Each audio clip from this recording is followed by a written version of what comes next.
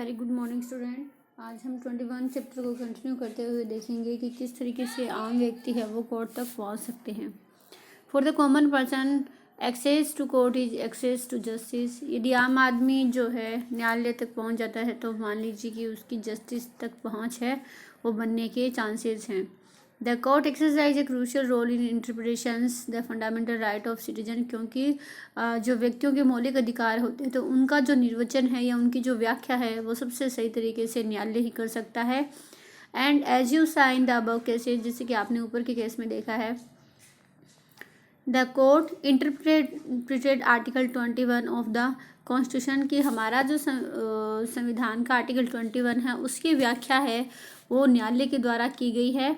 On the right to life to include the right to food, यानी 21 article है ये जीवन का अधिकार देता है और इसको जो है राइट टू फूड इसमें इंक्लूड किया गया है, क्योंकि बिना भोजन के जो है लाइफ है वो पॉसिबल नहीं है, इसलिए ये इसी के अंदर है, इसको इंटरप्रेट किया गया है। They therefore orders the state take certain steps to provide food for all, including the mid day meal scheme. और इसीलिए जो कोर्ट है उसने आदेश दिया था राज्यों को कि वो सब है आवश्यक कदम उठाए जिससे कि सभी लोगों को है वो भोजन मिल सके, और साथ में जो सब स्कूलों के अंदर है वो मिड डे मील स्कीम है वो शुरू की गई थी। इसके तहत मोस्टली जो है लोग पिछड़े हुए हैं जो कि अपने बच्चों को स्कूल वगैरह नहीं भेजते हैं, तो वो पोषण युक्त खाने के लिए भी जो अपने बच्चों को स्कूल भेजना शुरू कर दें। However,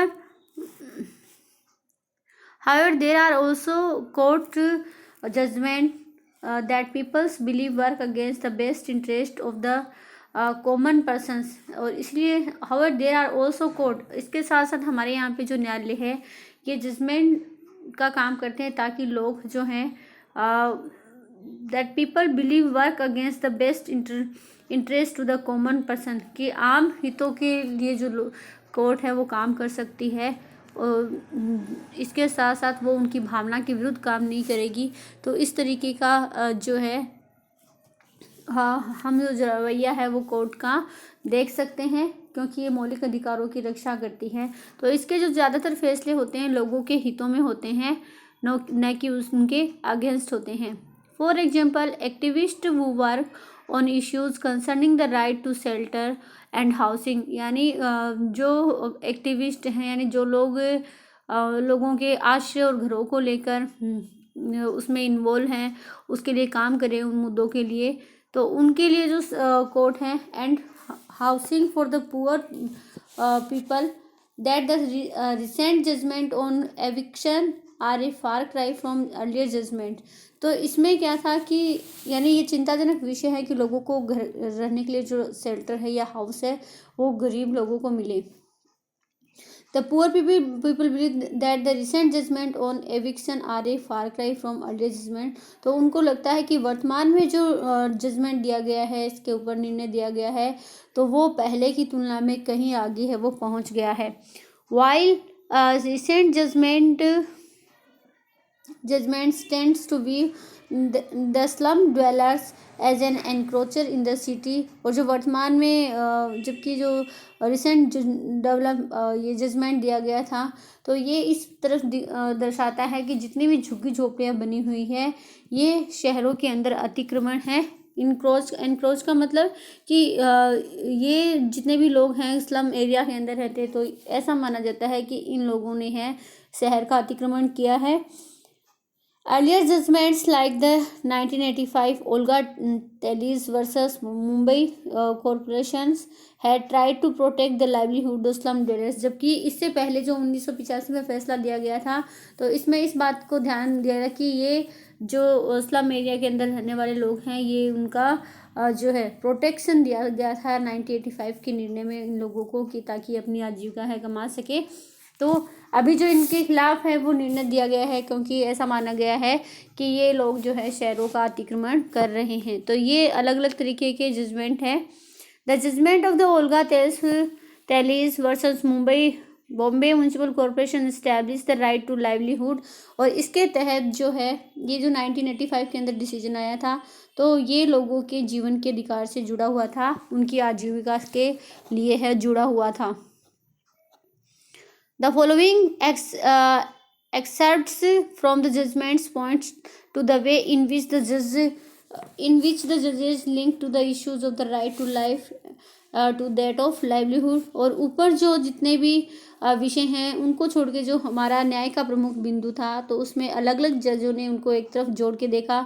तो ये जो दोनों चीज़ें हैं लोगों की लाइफ से भी जुड़े हुए हैं और दोनों की लाइवलीहुड से, यानी जो बाहर से आए हुए लोग होते हैं तो वो अपनी आजीविका कमाने के लिए जो है और अपने खर्चे पूरे करने के लिए कम जो है अच्छे मकानों के बजाय वो झुग्गी झोपड़ियों में रहना पसंद करते हैं। तो एक तरफ उनकी आजीविका का प्रश्न हो जाता है और दूसरी तरफ है उनके लाइफ का प्रश्न हो जाता है।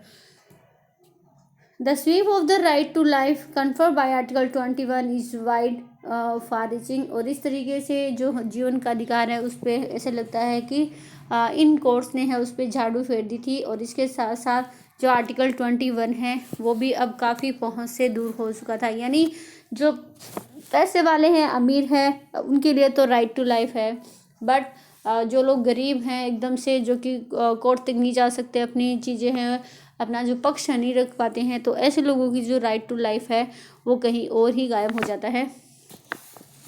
Life means something more than mayor animal existence, यानी जीवन का मतलब है कुछ ज़्यादा। यदि हम कंपैरिजन करें यानी पशुओं के बराबर रहना जीवन नहीं है, उससे कहीं जो बेहतर जीवन होगा वो लाइफ में आता है, राइट टू लाइफ में आता है। It doesn't mean merely that life can't be extinguished or taken away as for example by the imposition and executions of death sentence except according to procedure establish by law.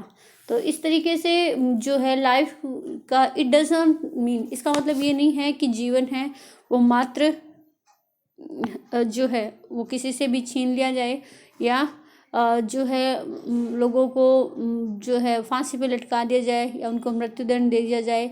इसके साथ साथ except according to procedure establish by the law, यानी life है वो केवल ये नहीं कि आप उससे ऐसे छीन सकते हो, या तो उसको फांसी पे लटका दो या उसको मृत्यु की सजा दे दो, इससे नहीं। यदि हम किसी को जीने से, उसके आजीविका कमाने से उसको रोकते हैं, किसी को रहने नहीं दिया जाता है किसी जगह पे, तो ये भी उसका जो है जीवन छीनने के बराबर हो जाता है, क्योंकि ऐसे व्यक्तियों के लिए जो लाइफ है वो काफ़ी कठिन हो जाती है।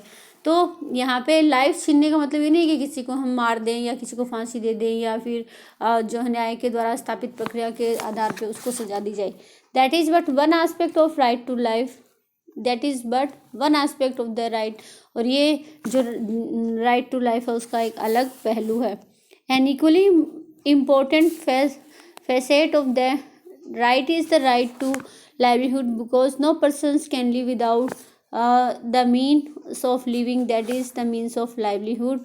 and equally इसकी दूसरी तरफ जो है ये बात एकदम सही है कि जो लाइवलीहुड है, आजीविका का अधिकार है, वो व्यक्ति के लिए ज़रूरी है, क्योंकि एक व्यक्ति है वो बिना कुछ कमाए है वो जिंदा नहीं रह सकता, क्योंकि वो जब तक वो कुछ कमाएगा नहीं तो उसके पास में पैसे नहीं आएंगे, और जब पैसे नहीं आएंगे तो वो खाने के लिए है वो कुछ भी नहीं खरीद सकता।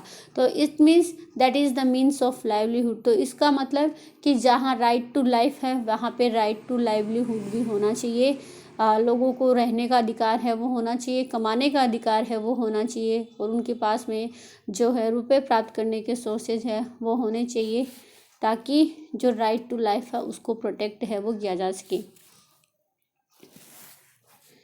इसके बाद में that the eviction of a person from A apartment और slum will inevitable lead to the deprivations of his means of livelihood is a propositions which doesn't have to be established in each individual cases।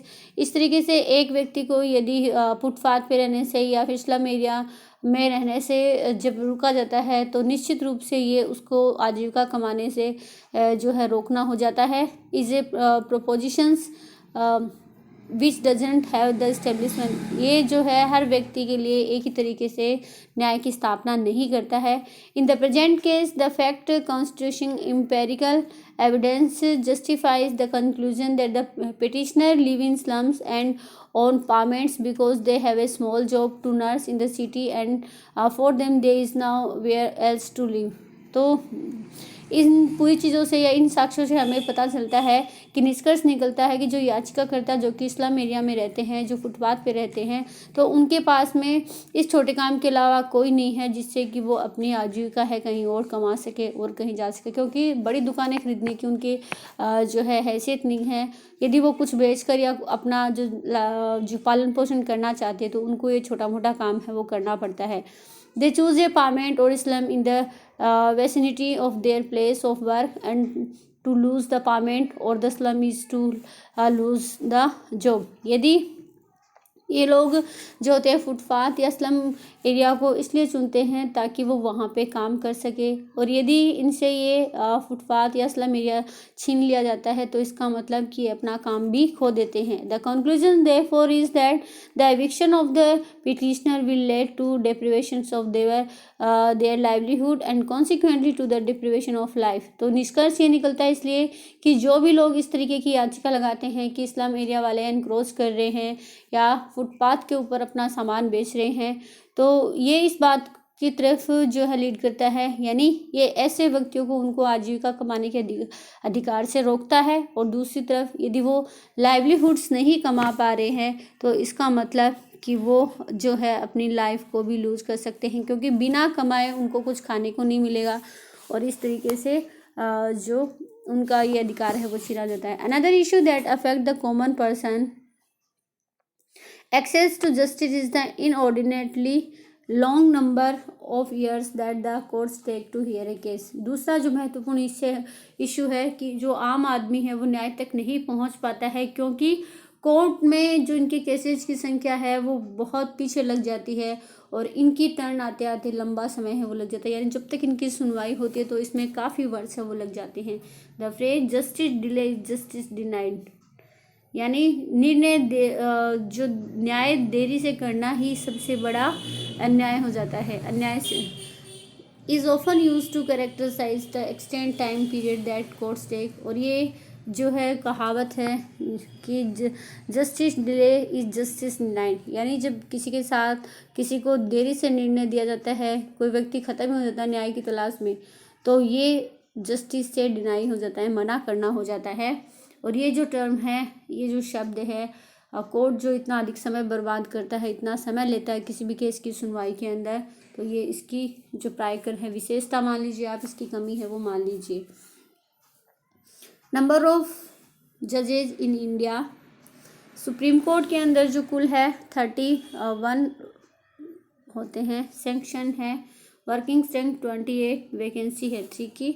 High court में जो है 1079 है, working strength 645 और vacancies है 4 जो है 434 की। डिस्ट्रिक्ट एंड सबऑर्डिनेट्स कोर्ट्स के अंदर जो सेक्शन स्ट्रेंथ है वो 22,644 है, वर्किंग स्ट्रेंथ है 17,509 और जो वैकेंसीज है वो 5,135 है। However, in spite of there is no denying that the judiciary has played a crucial role in democratic India. यद्यपि ये सब चीज़ें हैं लेकिन फिर भी जो है भारत में न्याय के लिए जो है मना नहीं किया जाता है, क्योंकि लोकतंत्र के अंदर जुडिशरी ये महत्वपूर्ण भूमिका निभाती है, serving as a check on the powers of the executive, क्योंकि ये कार्यपालिका की शक्तियों के ऊपर नियंत्रण रखती है, and the legislature as well as in protecting the fundamental right of citizen. इसके साथ साथ विधायिका के कानून निर्माण पर भी और लोगों के मौलिक अधिकारों को भी सुरक्षा प्रदान करती है।